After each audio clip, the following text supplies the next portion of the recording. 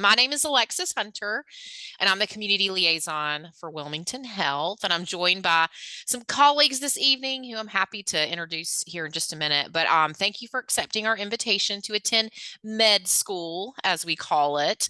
The MED in med school stands for My Education and Diagnosis.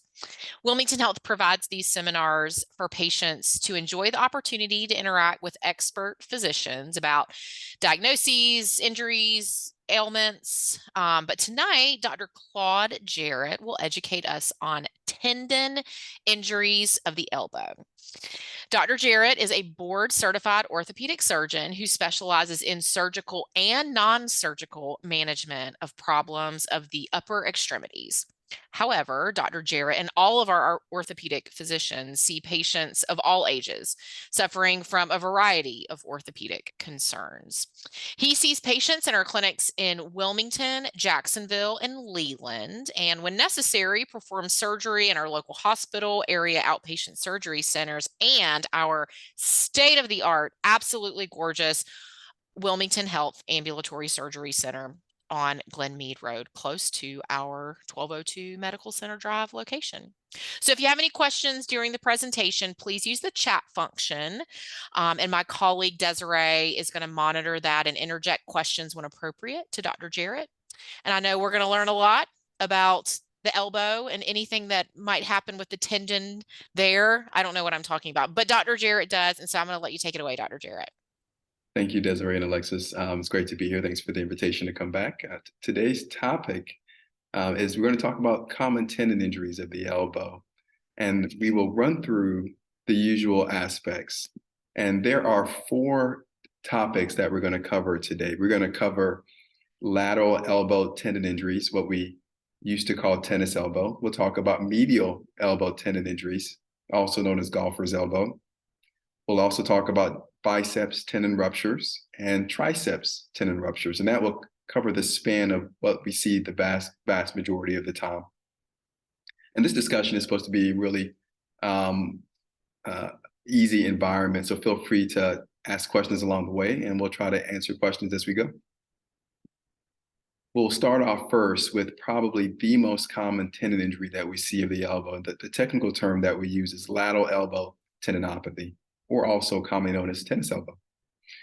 And the etiology of tennis elbow is very similar to golfer's elbow or the medial elbow tendonitis. And it's really turns out to be the perfect storm that we develop these types of injuries because they're so common. What we see is that the muscles, the tendons on the lateral side of the elbow, they're small but powerful. So they have a very small unit of area, but they're asked to really pick up a large amount of force. And that's a lot to ask for such a delicate structure. And this zone of tendon insertion also has a very tenuous blood supply. Whenever this happens, we call it a watershed zone. So it gets its blood supply to this tendon indirectly. And because of that, whenever it's injured, it's hard for it to completely heal because the blood supply is very tenuous. And if we look on a microscopic level of what a normal tendon looks like on the lateral side of the elbow, that's the screen to the left. The tendon structure is very organized, very homogeneous, and very smooth. The counterpoint is if you look at the screen to the right, that's what the typical tennis elbow looks like, very disorganized, a lot of different type of cell pattern, very disoriented and very scattered. So we can actually see on a structural level that there's a fairly dramatic change in what a normal lateral elbow tendon looks like, and what a one that is injured with tennis elbow looks like as well. Whenever a patient presents to our office with classic symptoms, we really can tease out the etiology with some very specific examination. Because the tendon on the lateral side of the elbow really functions to dorsiflex or extend the wrist, if we stress that activity and really have the patient extend the wrist with resistance, they can really feel exacerbation of their pain. And that pain actually is worse with the elbow fully extended. So patients typically with tennis elbow, they present with pain that's worse with their arm stretched out. So they often have been compromising and doing things closer to the body, lifting weights, picking up bag, avoiding that fully extended elbow position. Again, that elbow position, when the elbow is straight, puts a lot more force on those tendons on the outside and the inside part of the elbow. Even more specifically, the tendon for tennis elbow, not only does it insert distally at the wrist, it actually inserts to the base of the middle finger. So when we're examining patients, if we ask them to resist pressure to their middle finger, they really can express very similar symptoms that they feel on a day-to-day basis. So it's that specific. And we can tease this out again because of the anatomy. Whenever we need to, and we often don't need to do this, but once in a while we decide to look a little bit closer at the injury of tennis elbow with an MRI. Again, only a very small percent of patients actually need this because the exam is so classic.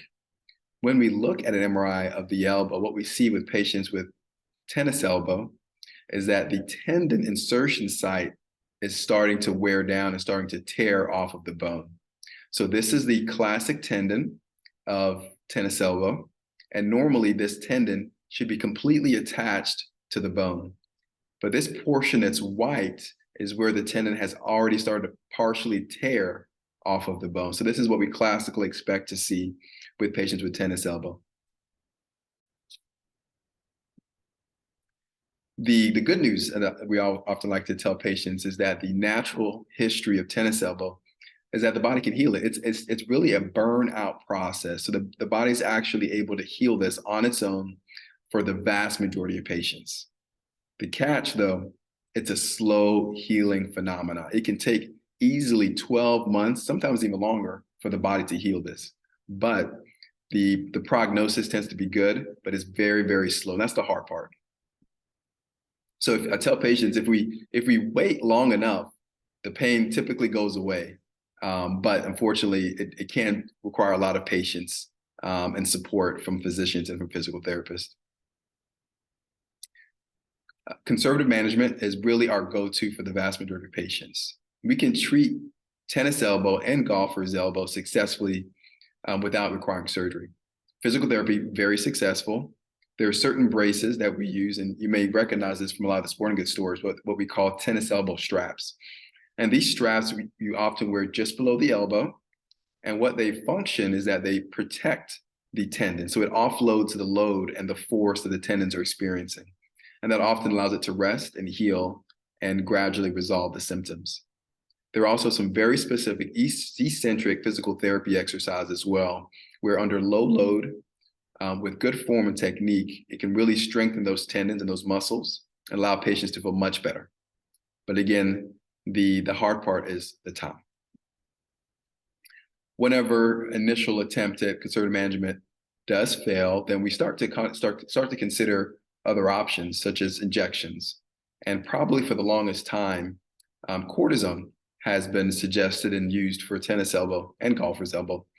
The hard part is what we've learned is that although cortisone can be very successful in the short term and patients feel better for the short term, unfortunately, it can actually cause a rebound effect where the pain comes back and it takes a little bit longer for the tendon to heal on its own. So we're a little bit more cautious these days on recommending cortisone injections for tennis elbow or golfer's elbow.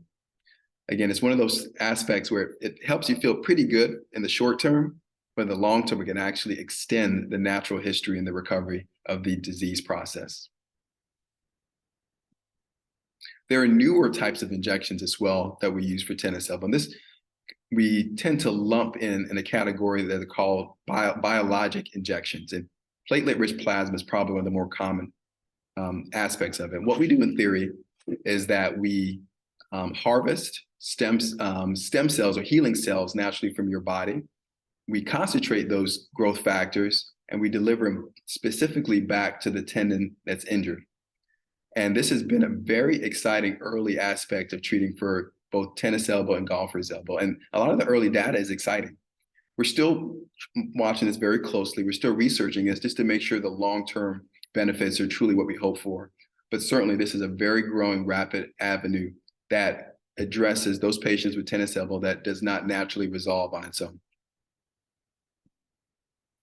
For patients that are still recalcitrant, despite our hopes, being patient with physical therapy, and even trying all forms of non-operative management, some patients unfortunately still require surgery to resolve their symptoms.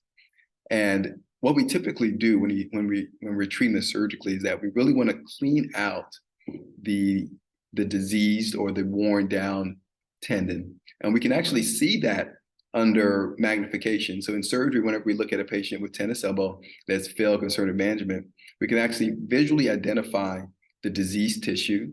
And by debriding it and resecting it, it actually allows the remaining tendon to heal up very, very well. So this is a pretty good last resort when patients really have recalcitrant symptoms.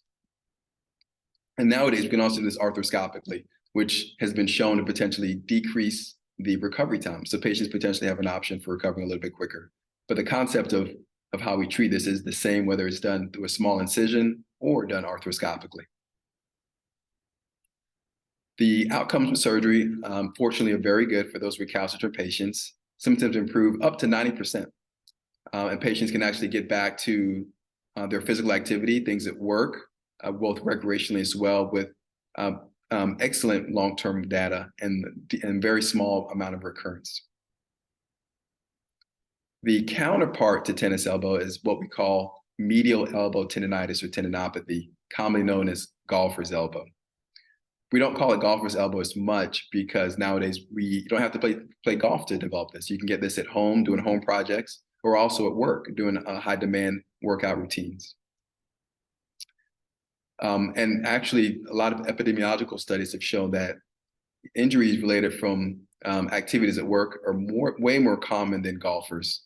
So we prefer nowadays to use the term medial elbow tendinopathy or tendonitis. Similar to tennis elbow, we can tease out the cause and confirm our diagnosis with a physical exam. Typically, the pain is fairly pinpoint, right on the inner side of the elbow, just distal to the medial epicondyle, which is that bony prominence. And that's specifically where that tendon that causes medial elbow tendonitis originates from. Once in a while, we do have to require an MRI, but again, for most patients, we can actually diagnose it fairly consistently and clearly without further imaging. Similar to tennis elbow, conservative management can be very effective. Again, physical therapy, eccentric strengthening, bracing or strapping. And a similar effect whenever symptoms are very recalcitrant and have failed an exhausted amount of conservative management. Surgery can be a kind of a last resort as well. We can also see very clearly under a small incision the amount of diseased tissue. It appears just as our initial slide where the tendon is very disorganized, very inflamed, and in very poor form. And by really cleaning out the diseased tissue, it allows the remaining tendon to heal beautifully and restore patient's function. Now we'll kind of transition to the biceps injuries as well. Distal biceps injuries are certainly one of the more common injuries that we see in orthopedics and sports medicine.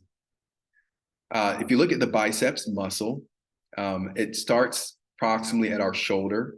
It forms a pretty strong muscle belly and actually attaches just below the elbow on what we call the biceps tuberosity, which is a prominence on the radial bone in our distal forearm or proximal forearm.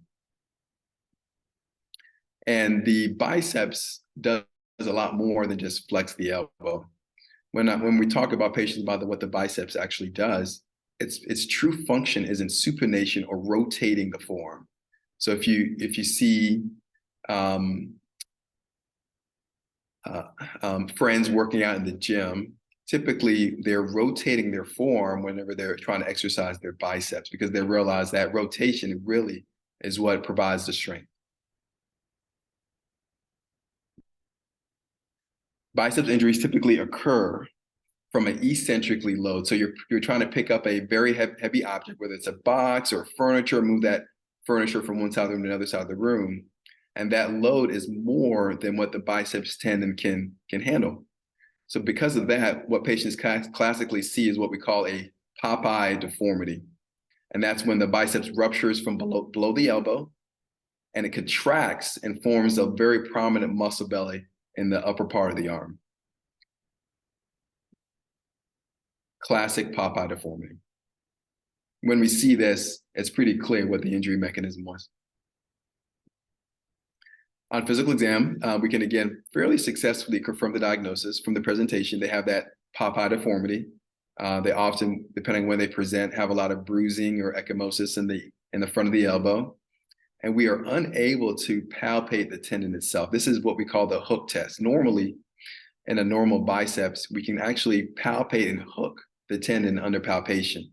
But after a complete rupture, this aspect is completely lost.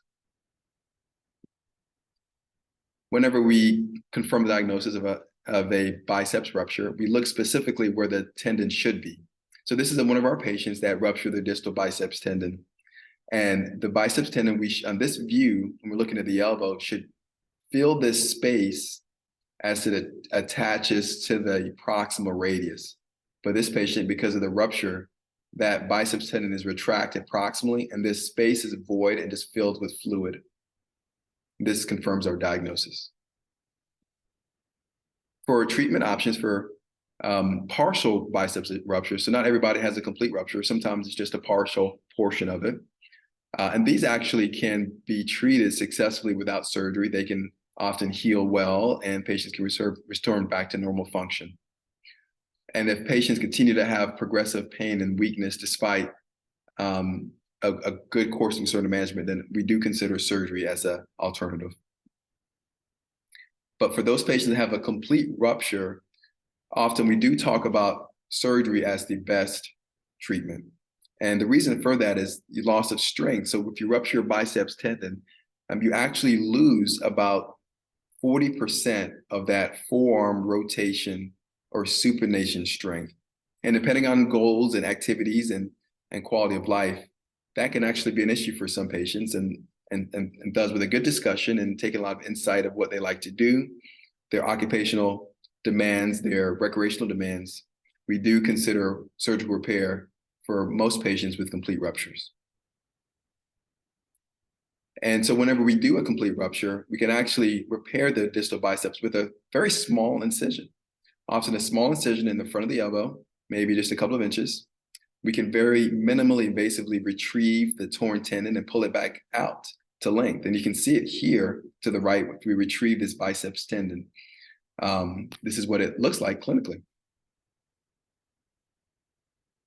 And with some newer techniques, we actually are able to anchor the tendon back to its insertion with a very small, what we call either anchors or cortical buttons. And the strength of the modern fixation is extremely robust. So most patients can feel pretty successful that their strength will return back to normal. And actually what we found for a lot of patients, this is one of the few injuries where the strength actually improves after surgical repair. And not all tendon injuries are as fortunate, but this is one of the few that actually patients can hopefully expect and anticipate. For most patients with distal biceps ruptures, if we do have to do surgery, the recovery is a lot better now than it used to be 10, 20 years ago. Because of the stronger fixation strength, patients only need a very brief period, if at all, of immobilization. We can often start physical therapy within a week.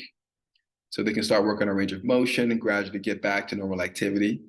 And that really expedites the recovery. For most patients, by the time they're 3 months, we allow them to pretty much return back to activities as much as tolerated.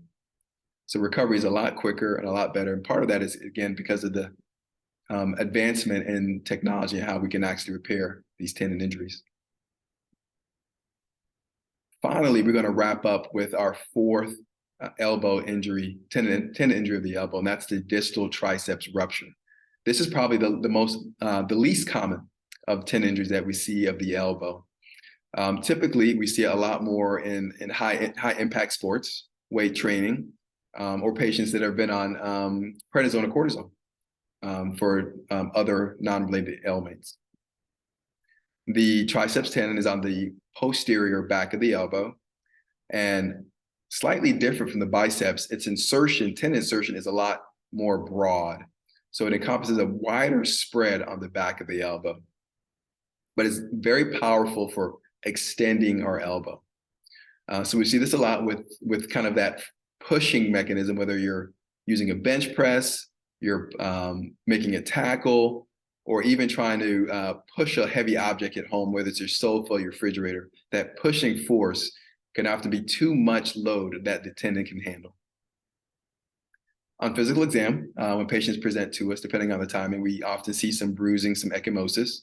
They lose the strength of extending their elbow. We can often even palpate where the tendon has ruptured. There's a defect, a soft spot. But even with this being said, different from tennis elbow, different from golfer's elbow, different from biceps injuries, it's a lot more difficult to diagnose this for some patients just based on physical exam. Half of the injuries are often initially missed.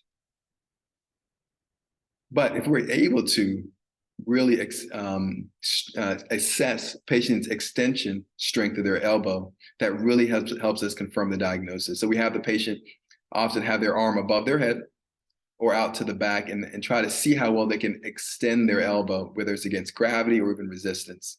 And for some patients with biceps ruptures, they lose that ability of pushing away with their forearm and extending their elbow. On imaging, as this is what we often have to do, either with an X-ray or an MRI, we can see that the tendon, this is the triceps tendon, for example, and this black tendon should actually be attached to this ulnar or the olecranon bone right down here. But because of the injury, this tendon has pulled or avulsed off the bone and is retracted up the arm. And this entire fluid is abnormal from the hematoma or swelling from the injury. For partial injuries, typically like biceps injuries, this can be treated successfully without surgery as well. But it may take a little bit, a month or two for patients to return back to activity. But complete ruptures often do require surgery as well because the loss of elbow extension strength tends to be too much of a detriment for a lot of patients. Similar to biceps injuries, the technology for repair has advanced a lot where patients can actually start range of motion, start physical therapy a lot earlier than traditionally. And this allows them to return back to normal activities of function a lot quicker. A lot of our modern repairs require us to really reattach the triceps back anatomically to its insertion. And there are a couple of different techniques that we like to use for this, but often requires several sets of very strong suture material, and either using anchors or similar or buttons as we do on the bicep side. That has been a whirlwind of some of the more common tendon injuries of the elbow. We covered lateral elbow tendinopathy or tennis elbow. We talked about its counterpart, medial elbow tendinopathy or golfer's elbow. We covered the distal biceps ruptures, whether it's partial or complete. And then we completed it with distal triceps ruptures as well. And this is probably the four most common tendon injuries that we see around the elbow. With that being said, we're happy to take questions and kind of discuss some of the interesting findings.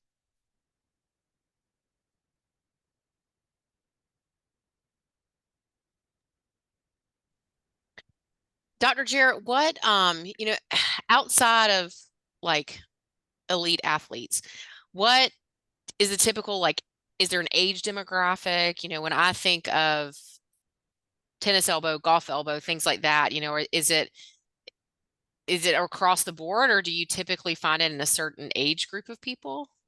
Yeah, you're exactly right. So that, we often call these injuries something that we see in our weekend warriors. So often it's definitely patients typically between the ages of 30 to 50. So our patients that enjoy being active, but typically they're pretty busy with their job in the weekday, but in the weekends, they really like to spend a lot more time exercising or doing recreational activity. So it's typically, classically, we see these in our weekend warriors. Hey, Dr. Jarrett, this is Sharon. With a distal biceps rupture, when there's a partial rupture that does not require surgery, is there any long-term risk of a complete rupture in the future? Oh, that's a great question. Something that we often hear patients concerns. So actually, based on a lot of studies available that we monitor these patients, actually know for partial ruptures that actually recover successfully with concerted management and do not need surgery, there is actually a very small low risk for having further injuries in the future. So fortunately, typically, when patients recover, they can actually look forward to getting back without fear. Thank you. And Dr. Jarrett, I have a question about the surgery. So what can a patient, if they did all of the non-operative treatment options and they did have to have surgery, what can they anticipate? How long is the surgery? What's the recovery like? What are the things that you tell them to do to get back to active and well faster? Yeah, that's a great question.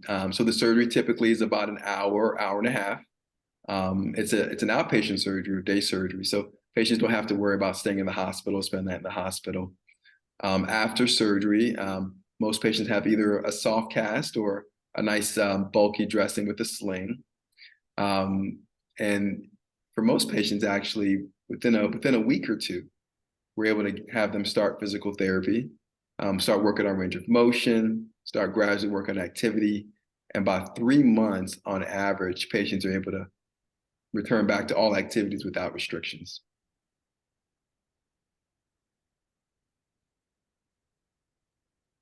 James, I know that you had unmuted. Did you have a question for Dr. Jarrett tonight? I do. I just didn't know if you could hear me or not. Would you acknowledge whether you're hearing me?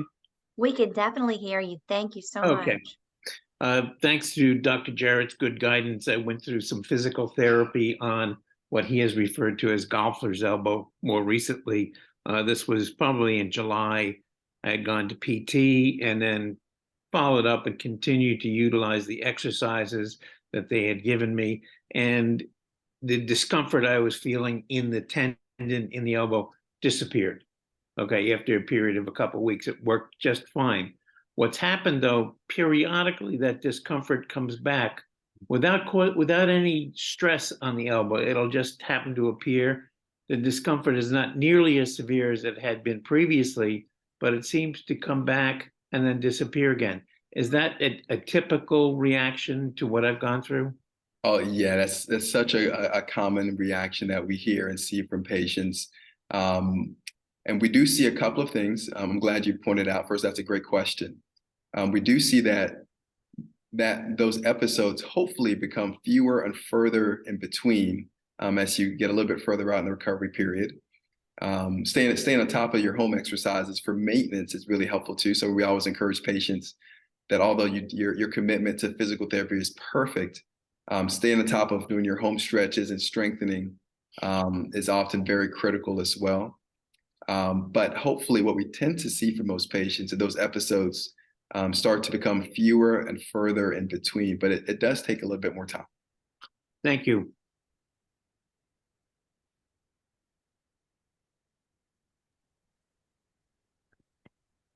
All right. Well, if we don't have any more questions, I think that we have all learned a lot, and we sure do appreciate you, Dr. Jarrett, because this has been really informative, and I'm sure for folks that will even watch this in the future, they'll find it informative too. So thank you for sharing this with us. And thanks for all of you that joined med school today. We sure did enjoy having you. Thank you all for having me. Yeah, that Thank wraps it you. up. Thanks so much. Take care.